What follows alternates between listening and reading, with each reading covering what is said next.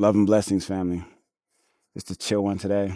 Finished my workout, sitting in the sun gazing, but I only take these off to look at the sun because I'm very, very protective of my eyes. Anyways, my message for today focused on money, finances, right? One of the biggest lies told in this matrix is that you need to work hard for money, that you need to trade time and effort for money. Money is a frequency, money is a vibration, money is an energy, right? Just our resources, right? Because it's not just money itself, it's the resources. Cool. So we'll start off with one. If you're born on the 1st, the 10th, the 19th, or the 28th, your way of manifesting money and wealth is taking leadership, is taking action, right? Is working out. You must work out, you must move your body, you must develop friendly competition, whether it's with yourself or with other people. If you don't strive to beat something or someone, to be better, to be number one in something, you won't be able to uh, activate, right, the different parts of yourself that is open to receiving wealth, to receiving abundance, to receiving money. Ones have to win. And even if you lose, you've given your all to attempt it, right?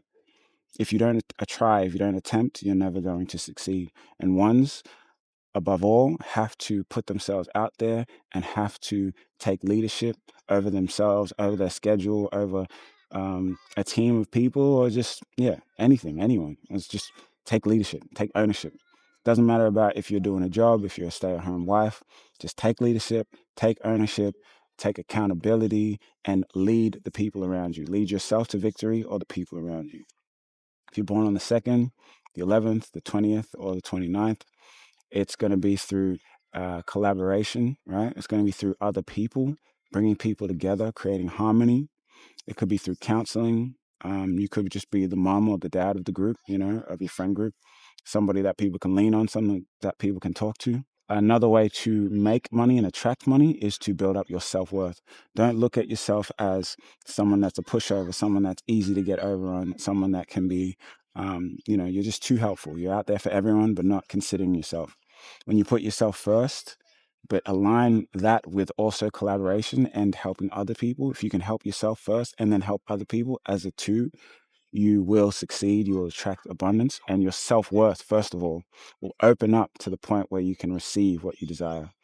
If you're born on the 3rd, the 12th, the 21st, or the 30th, it'll be through creativity. It'll be through your self-expression. Do not ever suppress your true personality. Be your authentic self at all times. If you're a jokester, if you love, laughing and having a good time, then do that. Don't take yourself too serious. Don't let the world tell you need to take yourself serious. Just make sure that you do something creative daily. You need to do something creative daily, right? Whether it's drawing, writing, journaling, music, singing, dancing, anything, whatever it is, cooking, just do something creative daily. It will expand your self-worth as well, because money, the frequency of money is tied so much to self-worth.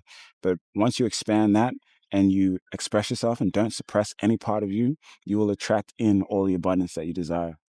Moving on to a 4-day, if you're born on the 4th, if you're born on the 13th, if you're born on the 22nd, or if you're born on the 31st, it is through hard work. I'm sorry to say it, but yours is the hard work one. You got to put in the hours, You have to be structured, you have to be routine. And when I say hard work, you can work smarter, not harder, but ultimately you have to have a structured day, right? You kind of got to wake up at a certain time.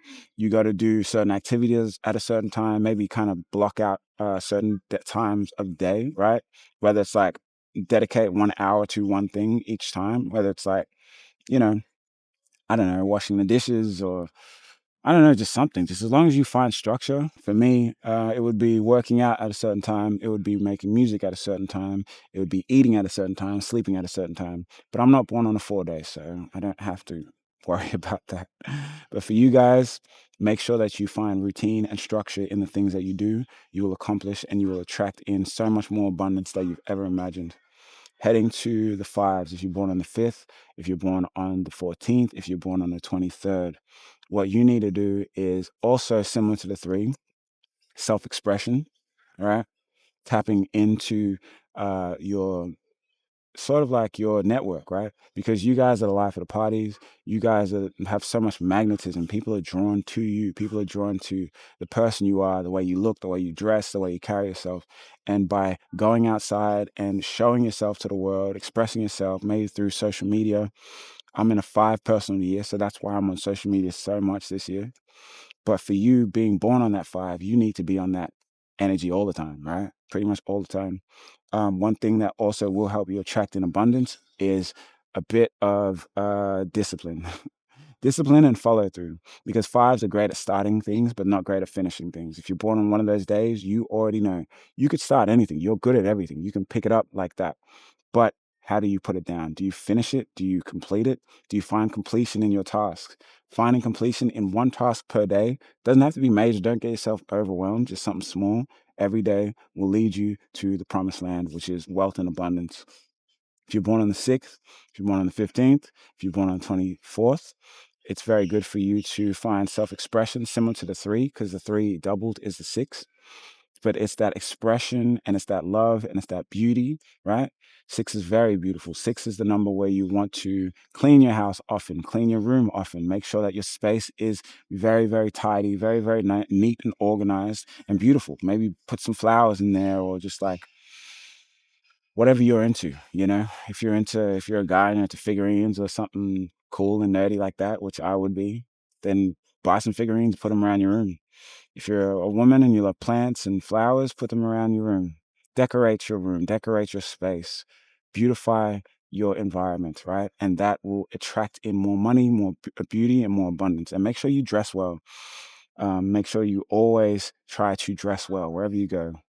Just put on something nice. Doesn't have to be expensive, just nice, coordinated, and comfortable, and feeling confident, right? Because 6s have a problem with confidence.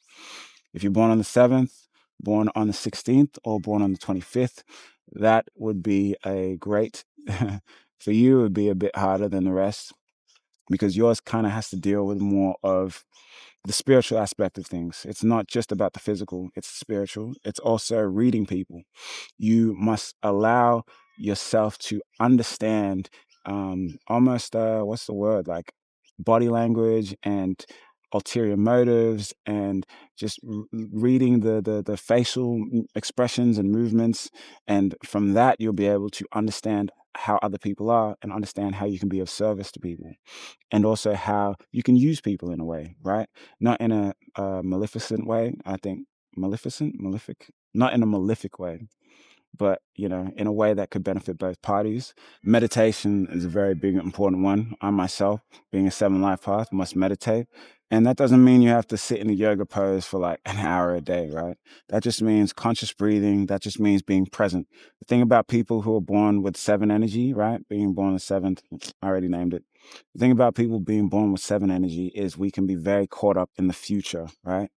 You must be present. You must be in this present moment, right here, right now. Take a deep breath, let it all out, and just be conscious, be here, be present, be in the moment, and you will attract abundance, right? Because we are the overthinkers. We think that we can use this and smart everyone into riches. But it's not about outsmarting. It's about being present and using that knowledge, that wisdom, that research, all the things that we've acquired in the present moment, not in the future, in the present moment. If we head over to 8, if you're born on the 8th, born on the 17th, like myself, or born on the 26th, for us, it's really about karma, right?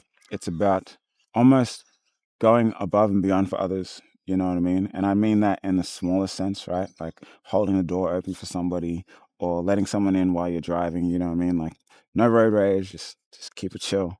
And also about, similar to the 4, working hard, right? Because 4 doubled is 8, but working hard in a smarter way, right? Almost working harder in a team setting, right? Because the 8 is more of the general, the governor, the leader, right? We're kind of meant to be delegating tasks, right? Building up our own value to a point, but very much not working alone. Unless you're born on the 17th, like me, because the 1 gives you that solar energy, that leadership energy, that kind of work for yourself, do it on your own. But if you're born on the 8th or the 26th, It's very important to work in teams, very important to lead teams, lead people. It's very important to watch what you say, watch what you do, and don't tell people, oh, this is huge. Don't tell people what you're going to do before you do it. Don't ever tell people what you're going to do before you do it. If you're like saying, oh, I'm going to make X amount of money, I just got an offer for this job or this, that, and the third, until it's locked in, secured, signed contract, do not tell anybody about it, because us being the eights, we have so much karma attached to us. So if anybody else has ill intent or just doesn't want to see you win, that energetic imprint kind of messes with our frequency in a certain way. It pierces our aura, which is kind of weird and sucks, but that's just the way it is. So you'll attract more abundance by keeping your mouth shut. I'm not doing any Illuminati signals. I'm just being keeping your mouth shut and just following through, and also working on your karma, trying to be the best version of yourself you can be for yourself and for other people. Moving on to 9. If you're born on the 9th, born on the 18th, or born on the 27th, you guys have a lot of, every number is different, but we're just kind of giving the general number for today. But when we talk about the 9, we talk about the hidden leaders, right? Almost the guys and girls who work in the background to push forward someone or something in the right direction. So you might be just somebody who is very good at thinking for other people, right? And you might not do that for yourself, but that's something that you must really do for yourself as well. You must really take into consideration that you have the ability of all of the numbers before you, right? All the numbers before you. All you have to do is encompass each one of those numbers and take and consciously know when to activate those things, right? Whether it be 1, leadership; 2, cooperation; 3, creativity, expression; 4, structure, routine; 5, expression, magnetism; 6, beauty, beautification, harmony; 7, intuition, meditation; knowledge, secret knowledge, spiritual knowledge; 8, karmic retribution, karmic rewards, and money, and the concept of the exchange, balance, right?